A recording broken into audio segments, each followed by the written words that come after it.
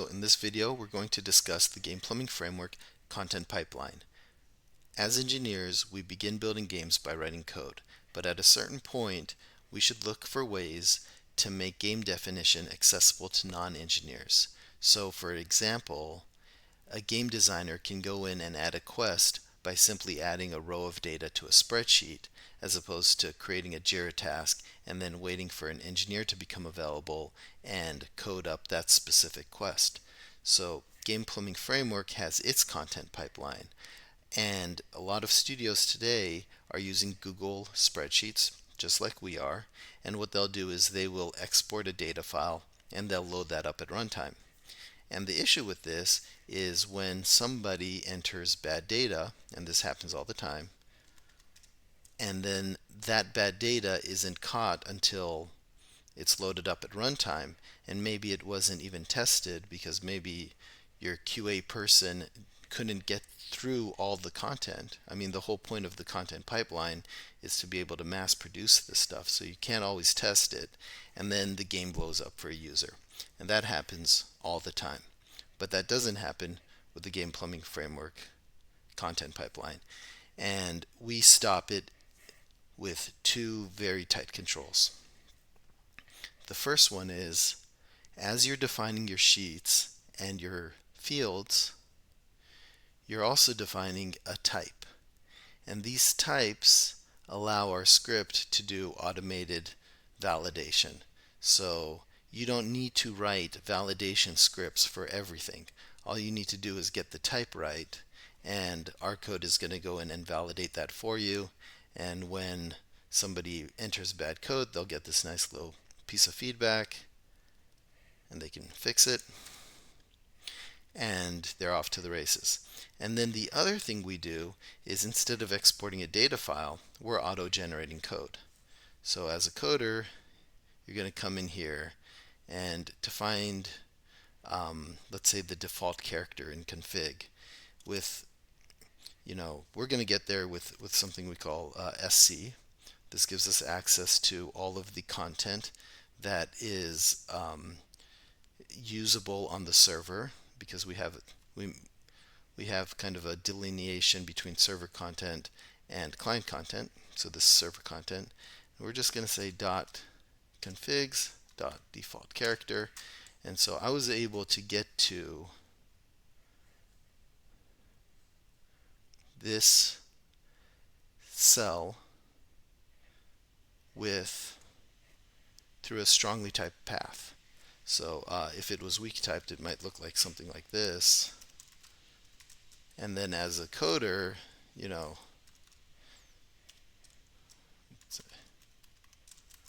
I might make a mistake, right? I might accidentally forget the I, for example. And again, this would blow up, and these types of issues are kind of hard to find because they're so specific to content. The third thing the Game Plumbing Framework content pipeline does for you is it will put all of the content into the Datastore for you automatically. So if we run this game, here's our Datastore Explorer. We have this path called content, and if we click into it, we basically have everything that was in our spreadsheet, and we didn't do any work to get it there. The framework did that. So I can go into configs and see my default character. I can go into content strings, see all of the strings and how they're defined. So let's take a look at our spreadsheet. And one thing you'll notice is there's a lot of notation on the spreadsheet. Like if we go to character, we have @string, @images.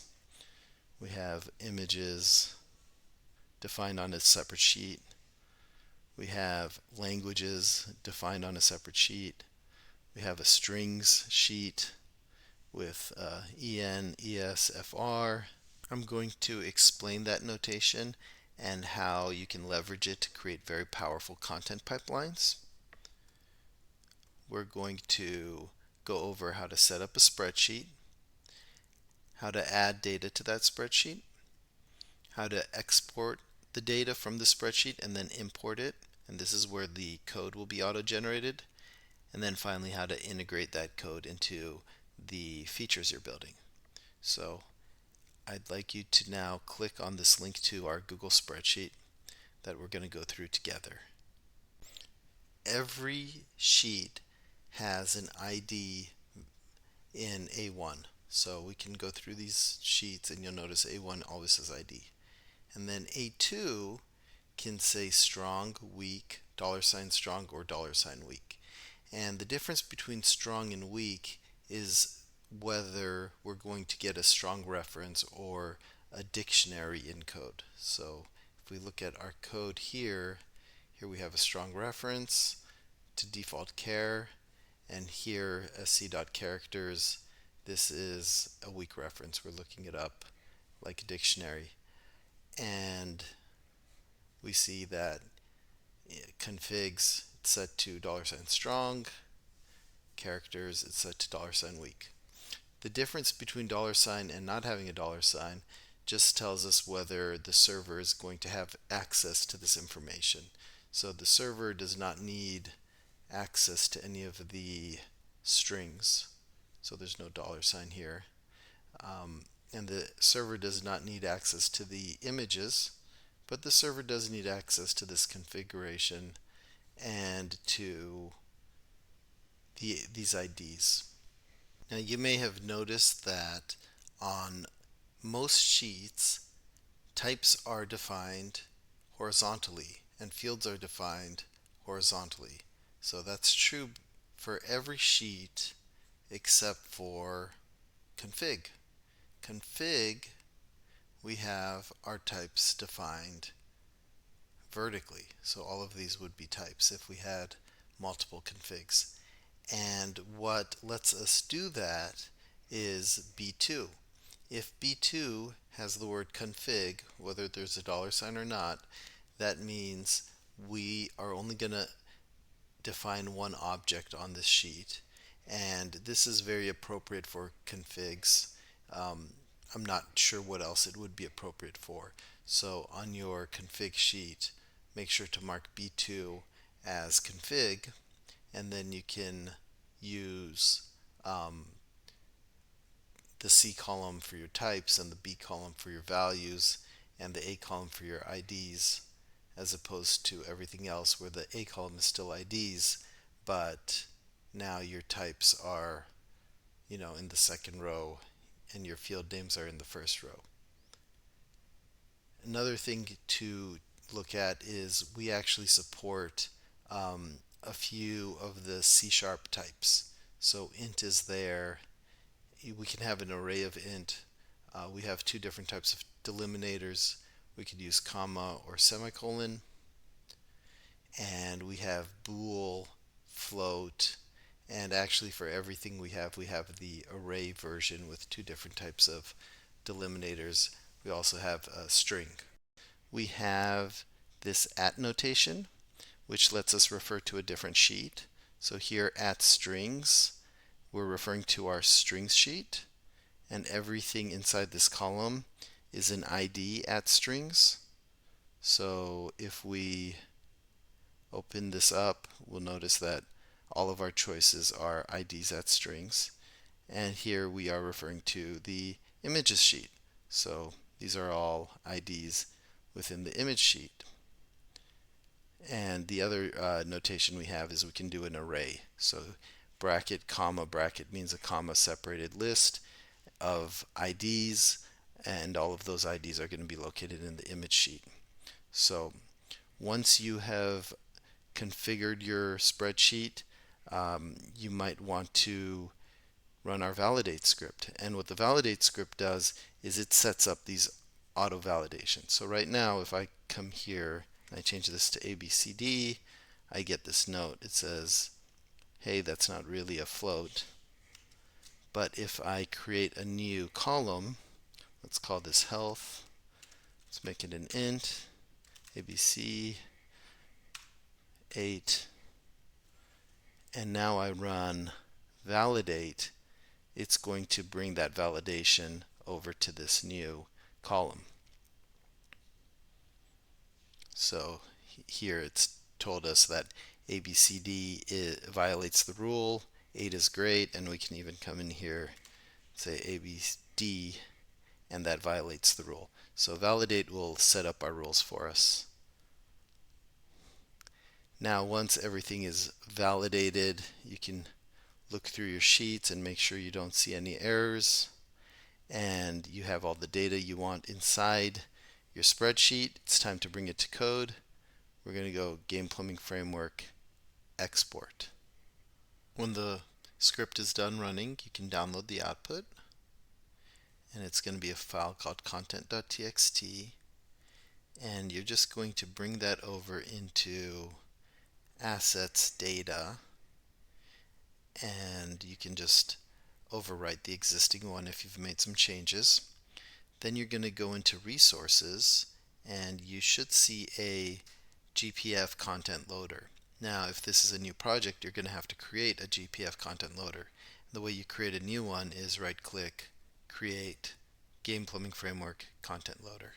But right now we have one, and you'll see that it's pointing to that data file that we just added to resources. And then we have a couple of text input boxes where we define our output, and we're telling it to output to scripts / generated client content types for our client class definition, and for our server class definition we have to put it in the server objects folder and we're going to put it in a file called server content types. And we just click this, and we don't really get any feedback. Everything worked at this point, and now we can go and look at our client content and our server content. The best way to look at the server content that was exported is to go into a server object. So we're going to go into hello content SO, and SC is the class that gives us access to all of the server content. So if we say SC dot, we have characters and configs, and characters is a dictionary because we exported it as a weak type, and it's a dictionary of character SC.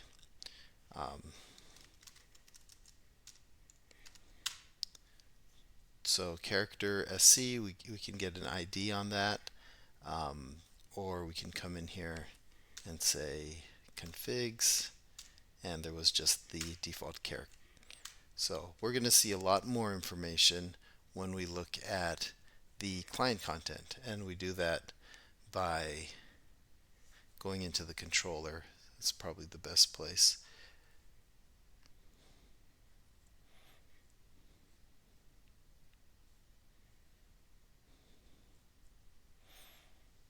So here we could just type CC, and that's the client content. And again, we have characters and configs, but we also have images, languages, and strings, because everything automatically gets exported to client config. And again, characters is going to be a dictionary, but here we get character CC. So if we want to dive in for each character, we also have the image, the KD, the losses, the name, and wins, because this was all on the sheet. And we didn't see this when we looked at the server content because we didn't have that $sign to say, hey, we want access to this on the server. The third place data is just automatically exported to and just shows up is in our Datastore. So first we would run the game, and now we can look in Datastore Explorer, and if we click on content, we'll see we have strings, configs, characters, images, languages. We can come in and look at Robert. He has a name. This link is because the name is on the strings sheet. So we've auto-linked everything that we use the @ sign for, but wins equals 4, losses equals 6, kill the deaths equals 0.872. And if we click in here, we'll see that it has the EN, ES, and FR, all of these things that were on the sheet. You'll also see that it has loc, and that is something that we added specifically in code to support localization. So that is not a part of the automated system, but very easy to support yourself. So that's it. That is our content pipeline.